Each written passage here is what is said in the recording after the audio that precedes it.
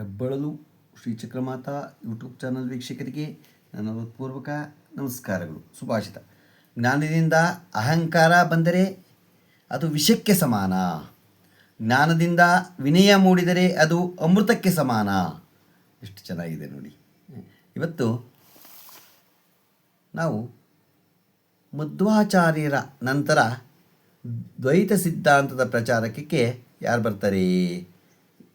ಅವರು ಸುಮತೀಂದ್ರ ತೀರ್ಥರು ಬರ್ತಾರೆ. ಅವ್ರ ಬಗ್ಗೆ ತಿಳ್ಕೊಳ್ಳೋಣ.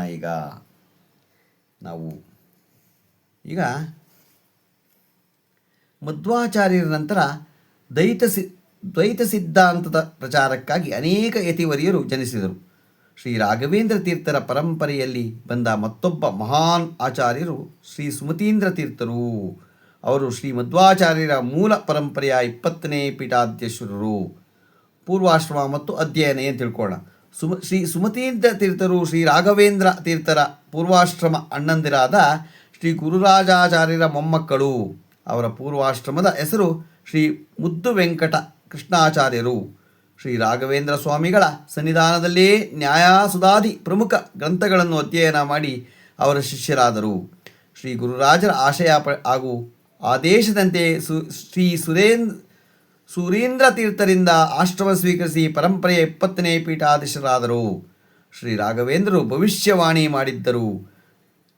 ಭವ್ಯ ಸಂಯಮ ಓ ಗುರುವಂಶೇ ದರ್ಶನ ಶ್ರುತಿಪರಃ ಸುಮತೀಂದ್ರರೋ ಭವ್ಯ ಸಂಶಯ ಮಹೋ ಗುರುವಂಶೇ ದರ್ಶನ ಶ್ರುತಿಪರಃ ಸುಮತೀಂದ್ರ. ಅಂದರೆ ಈ ಪರಂಪರೆಯಲ್ಲಿ ಗ್ರಂಥ ಸೇವೆಯ ಮೂಲಕ ಹೆಸರು ಮಾಡುವವರು ಶ್ರೀ ಸುಮತೀಂದ್ರ ತೀರ್ಥರೇ ಎಂದು. ವಾಗ್ಮಯ ಸೇವೆ: ಶ್ರೀ ಸುಮತೀಂದ್ರರು 40ಕ್ಕೂ ಹೆಚ್ಚು ಗ್ರಂಥಗಳನ್ನು ರಚಿಸಿದ್ದಾರೆ. ಶ್ರೀ ರಾಘವೇಂದ್ರ ಸ್ವಾಮಿಗಳ ನಂತರ ಅತಿ ಹೆಚ್ಚು ಕೃತಿಗಳನ್ನು ರಚಿಸಿದ ಕೀರ್ತಿ ಇವರದೇ.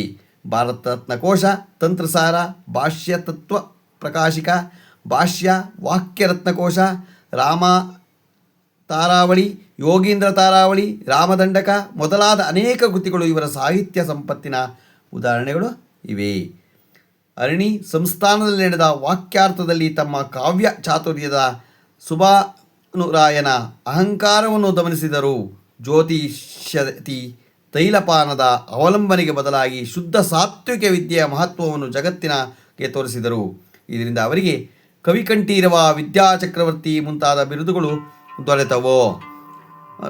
ಮದುರೈ ಸ್ಥಾನದಲ್ಲಿ ರಾಣಿ ಮಂಗಳರ ಅವಾಗೇನಾಗುತ್ತೆ, ರಾಣಿ ಅವಾಗ ಮಂಗಳರ ಮದುರೈ ಸಂಸ್ಥಾನದ ರಾಣಿ ಮಂಗಳರ ಆಸ್ಥಾನದಲ್ಲಿ ನಡೆದ ವಾಕ್ಯಾರ್ಥದಲ್ಲಿ ಮಧ್ವ ಸಿದ್ಧಾಂತವನ್ನು ವಿಜಯಶೀಲಗೊಳಿಸಿದರು.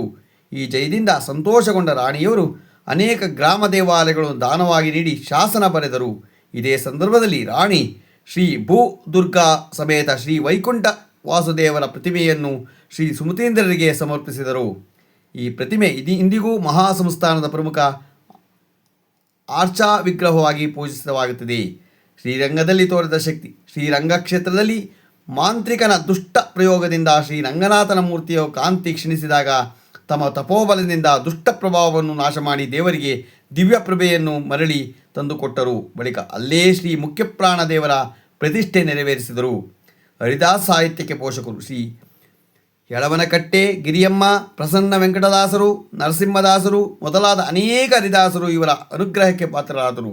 ವಿಶೇಷವಾಗಿ ಗಿರಿಯಮ್ಮನವರು ಬಂಜೆ ಎಂದವರ ಮಾತನ್ನು ತಪ್ಪು ಮಾಡಿ ಅವರ ತಾಯಿತ್ವವನ್ನು ಯಶೋಧಿ ಎಂದು ತೋರಿಸಿದರೆ ಘಟನೆಯ ಪ್ರಸಿದ್ಧ ಚಿತ್ರದುರ್ಗದಲ್ಲಿ ರಾಯರ ಬೃಂದಾವನವಿದೆ. ಚಿತ್ರದುರ್ಗದಲ್ಲಿ ರಾಯರ ಬೃಂದಾವನ ಇದೆ, ಅದನ್ನು ತಿಳ್ಕೊಳ್ಳೋಣ. ರಾಘವೇಂದ್ರ ಸ್ವಾಮಿಗಳ ತಪೋ ಮಹಿಮೆಯಿಂದ ಪ್ರಸಿದ್ಧವಾದ ಚಿತ್ರದುರ್ಗದಲ್ಲಿ ರಾಯರ ನಿಮಿತ್ತ ಮಾದರಿಯ ಬೃಂದಾವನವನ್ನು ಗುರುತಿಸಿ ಅದೇ ಶಿಲೆಯಿಂದ ಪುಟ್ಟ ಬೃಂದಾವನವನ್ನು ಪ್ರತಿಷ್ಠಾಪಿಸಿದ್ದಾರೆ. ಕ್ರಿಸ್ತಶಕ 1692ರಿಂದ 1775ರವರೆಗೆ 33 ವರ್ಷಗಳ ಕಾಲ ಶ್ರೀ ಮಧ್ವಾಚಾರ್ಯರು ಪರಂಪರೆಯನ್ನು ಉಜ್ವಲಗೊಳಿಸಿದೆ.